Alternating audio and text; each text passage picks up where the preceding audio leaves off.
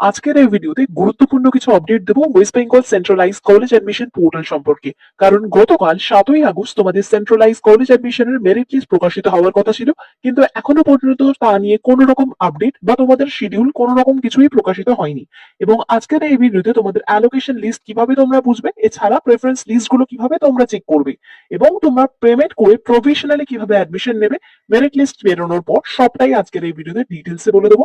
এবং বেশ কিছু তোমাদের গুরুত্বপূর্ণ ইনফরমেশন শেয়ার করবো কবে তোমাদের মেরিট লিস্ট প্রকাশিত হবে এবং এই মেরিট লিস্ট এত দেরিতে প্রকাশিত হওয়ার কারণ কি। পুরো ভিডিওটা প্রথম থেকে শেষ অবধি দেখার জন্য বলবো। চ্যানেল নতুন হয়ে থাকলে এই ধরনের বিভিন্ন আপডেটস এর জন্য অবশ্যই সাবস্ক্রাইব করে পাশে থেকো।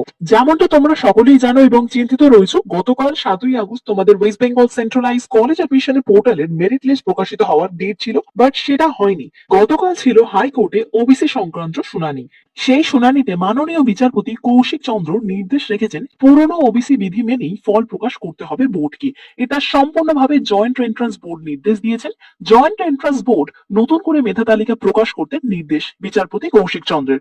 2010-এর আগে 66টি ওবিসি জনগোষ্ঠী রয়েছে, তারা ওবিসি সুবিধা পাবে।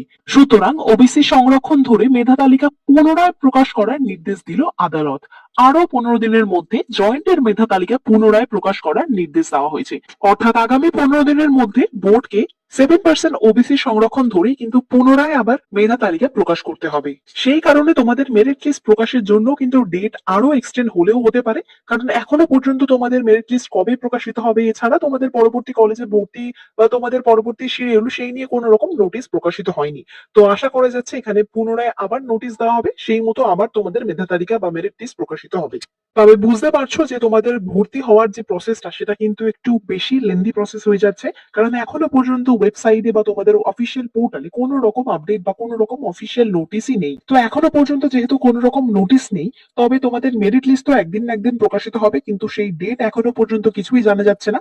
তবে মেরিট লিস্ট প্রকাশিত হওয়ার পর তোমরা কিভাবে, তোমরা কোন কলেজে চান্স পেয়েছো বা তোমাদের মেরিট লিস্ট বা তোমাদের অ্যালোকেশন লিস্ট এবং তোমাদের কলেজের প্রেফারেন্স কি কি রয়েছে সেগুলো কিভাবে দেখবে, এবং তোমরা পেমেন্ট করে প্রভিশনালি কিভাবে অ্যাডমিশন নেবে, সবটা দেখে নাও। মেরিট লিস্ট ও অ্যালোকেশন লিস্ট চেক করার জন্য তোমাদের মোবাইল বা ল্যাপটপে যে কোনো ব্রাউজারে গিয়ে তোমরা wbcap.in বলে সার্চ করে সেন্ট্রালাইজ কলেজ অ্যাডমিশন পোর্টালে ওপেন হবে। সেখানে যাওয়ার পর তোমরা লগ ইন করবে, তোমাদের যে ইউজার আইডি এবং পাসওয়ার্ড রয়েছে সেটা দিয়ে লগ ইন করে নেবে। লগ ইন করার পর তোমাদের প্রোফাইল দেখতে পাবে, যেখানে থাকবে তোমাদের ছবি এবং তোমাদের বিস্তারিত ফোন নাম্বার, ইমেল আইডি, বিভিন্ন তথ্য। এরপর লগ ইন করার পর মেনুতে গিয়ে তোমরা মাই প্রেফারেন্স অপশন পাবে। সেখানে ক্লিক করলে তোমরা কোন কোন কলেজে আবেদন করেছো সেগুলো দেখতে পাবে। প্রতিটা কলেজে এবং সাবজেক্টের মেরিট লিস্ট থাকবে, সেটা দেখতে পাবে, এবং তোমাদের র্যাঙ্ক কি রয়েছে বিভিন্ন কলেজে এবং কোন কলেজে তুমি অ্যালোটেড হয়েছো সেটাও কিন্তু তোমরা দেখতে পাবে। যদি কোনো কলেজের পাশে অ্যালোটেড লেখা থাকে, সেটা থাকলে বুঝবে তোমরা সেই কলেজে তোমাদের অ্যাডমিশন পেয়েছো বা তোমরা চান্স পেয়েছো। এবার তোমাদের ফার্দার প্রসিডিওর কমপ্লিট করে কলেজে অ্যাডমিশন নিতে হবে। এবারে আসি অটো আপগ্রেডেশন অপশন, এটি কিভাবে কাজ করে, এবং এটি কিন্তু খুবই একটি গুরুত্বপূর্ণ জিনিস, যেটা কাজে লাগিয়ে তোমরা কিন্তু পরবর্তীতে তোমাদের আরো ভালো কলেজে তোমরা চান্স পেতে পারো। অনেক সময় ছাত্রছাত্রীরা প্রথম পছন্দের কলেজ বা সাবজেক্ট না পেয়ে দ্বিতীয় বা তৃতীয় পছন্দের অ্যালোটেড হয় এবং সেখানে অ্যাডমিশন নিয়ে নেয়।